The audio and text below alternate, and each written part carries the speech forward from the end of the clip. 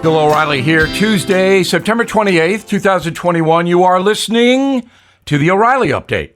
Here's what's happening across our nation. Homicide surging in Philadelphia.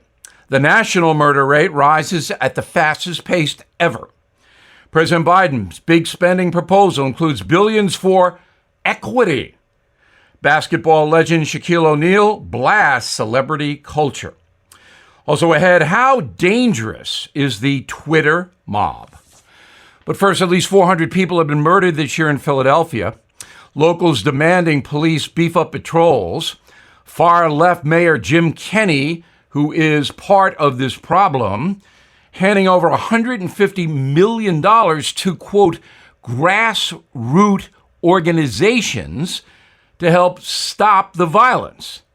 Just 29% of homicides and 15% of shootings result in an arrest. The city of brotherly love is the sixth largest in America with 1.5 million residents.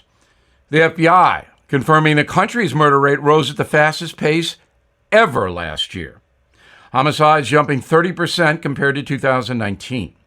Other violent crimes like assault up 5%. Most offenders and victims are between the ages of 20 and 29. The uptick occurred after liberal cities defunded police departments in the wake of George Floyd's death. The actual numbers could be even worse, the FBI says. This is what happens when voters elect irresponsible, stupid people. President Biden's massive $3.5 trillion package stalling in Congress. Moderates now questioning the shocking price tag associated with some pretty strange projects. The current proposal includes $5 billion for climate justice block grants, $3 billion for tree equity, and $1 billion for electric vehicle charging equity programs. That means free electric charging for poor people. Again, this is what happens when the far left gets power. Basketball superstar Shaquille O'Neal saying he doesn't want to be a celebrity anymore.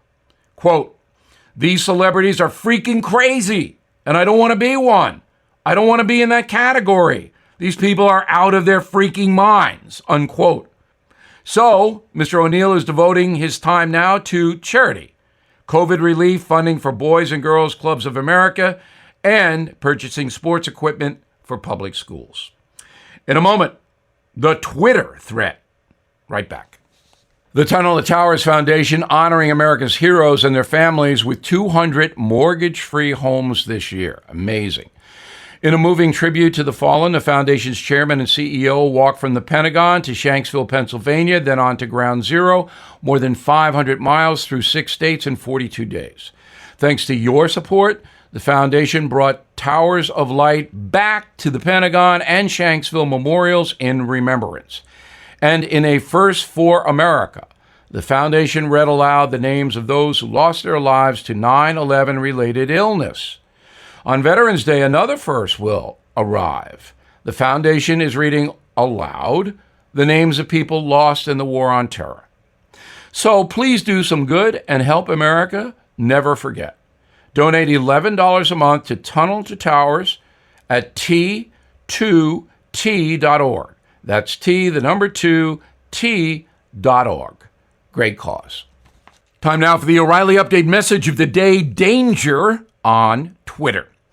In the 19th century, American lynch mobs committed thousands of murders all over the country. Today, there's a new mob, a Twitter mob. Some examples. A video recorded on the 18th of January 2019 became an immediate social media threat. The video showed a confrontation between students from Covington Catholic High School in Kentucky and an Omaha Native American named Nathan Phillips at a March for Life rally in Washington, D.C. One of the students, Nick Sandman, was singled out on Twitter for wearing a Make America Great hat. He was falsely accused by the Twitter trolls, and the mob picked on him constantly, thus young Nick Sandmann had to endure death threats. Ultimately, he sued CNN and other liberal networks and won millions. Twitter went after actor Chris Pratt because he publicly praised Christianity during an MTV Movie Award show. He told young viewers God is real and people should pray. The Twitter mob launched an online campaign against his local church and its opposition to gay marriage. Others wanted Mr. Pratt dropped from his role in the Jurassic Park franchise. Actor James Woods, the conservative star, filed a defamation lawsuit against a user on Twitter for accusing him of having a severe cocaine addiction. The false allegation went viral. The mob strikes again.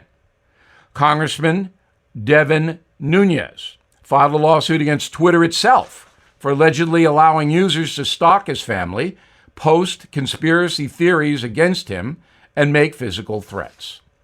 Comedian Tim Allen got hammered on Twitter after jokingly comparing liberal Hollywood to Germany in World War II. ABC canceled his hit program, Last Man Standing, after a global Twitter campaign. But 400,000 fans successfully petitioned to bring the program back, and it did get on Fox. But Tim Allen suffered. Countless regular folks have lost their jobs from the Twitter rage machine, including a professor at the University of Arkansas who was falsely accused of attending a white supremacist rally, a father who was labeled a pedophile for taking pictures of his own children, a cashier at a Mexican fast food restaurant fired for an allegedly racist incident that never occurred. On and on and on and on. Obviously, the Twitter situation is completely out of control. No company on earth could monitor billions of human beings, so the solution is not in Silicon Valley. No, the legal system must be changed, making it easier to sue for defamation and to find out who the Twitter trolls are. Congress will eventually have to get involved, as the Twitter lynch mob is damaging people not only in America, but all over the world. I'm Bill O'Reilly. I approve the message by writing it. For more honest news analysis, please visit BillO'Reilly.com, and please check out my book, Killing the Mob. In a moment, something you might not know. Are you looking for your next investment? Bill O'Reilly here. There are 7 reasons to look at the NRIA Real Estate Development Fund. Monthly cash flow payouts of 10% annualized. Bonuses to 21% targeted. They strategically locate in lower risk, high demand areas people want to move to. New construction is short on supply. Real estate affords diversification and safety from stock market risk. Their short and long-term strategy provides for steady returns right now. NRIA is an industry leader with a 15-year proven track record. So, if you've been sitting on the sidelines or want to diversify, start your due diligence at nria.net.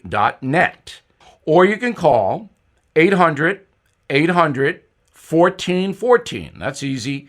800-800-1414. An offer of securities is only made by the NRIA Private Placement Memorandum. Read it first. Past performance does not guarantee future results. NRIA is a real estate development firm. Learn more at nria.net. Now the O'Reilly Update brings you something you might not know. The country's top military officer, General Mark Milley, appearing before Congress this week to discuss Afghanistan and perhaps some other issues. He is the latest commander to garner national fame, a tradition that dates back to the founding of our republic. But not every general is remembered like Grant or Patton. Here are the worst generals in American history. Horatio Gates. After the Continental Army was defeated in New York, Gates and others wanted to depose General George Washington. Before that could happen, Gates was dispatched to fight redcoats in the South. His terrible decisions down there led to a catastrophic defeat for the colonial forces. In fact, General Gates fled the battlefield in South Carolina, running all the way to North Carolina. Then there was George McClellan. Despite President Lincoln's pleas for aggressive action, McClellan's Army of the Potomac refused to fight. He was eventually replaced by U.S. Grant, who then took the battle into the heart of the Confederacy. Next up, Tommy Franks, the top general during the American invasion of Iraq in 2003. While U.S. troops quickly routed Saddam's soldiers, the commander, Franks, had absolutely no plan for what would happen after the dictator was dispatched. Thus, combat in Iraq would rage on for the next decade. Finally, the most controversial general on the list, Douglas MacArthur. Now, some historians like him. He is regarded as a capable warrior, but he did lose strategic battles against the Empire of Japan during the Second World War. And he later called for air raids against China during the Korean War, which might have escalated that conflict. So he was fired by President Harry Truman for disobeying a direct order. Said Truman, quote, "I fired him because he wouldn't respect the authority of the president. I didn't fire him because he was a dumb son of a bitch, although he was. But that's not against the law for generals. If it was, 3/4 of them would be in jail." Back after this.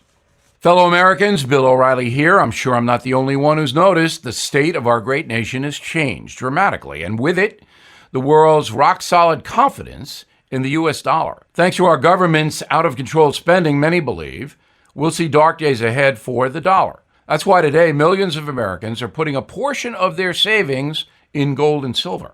And with their sterling reputation, American Hartford Gold is the only company I am happy to put my name behind. All it takes to get started is a short phone call, and they'll have physical gold and silver delivered right to your door or put inside your IRA.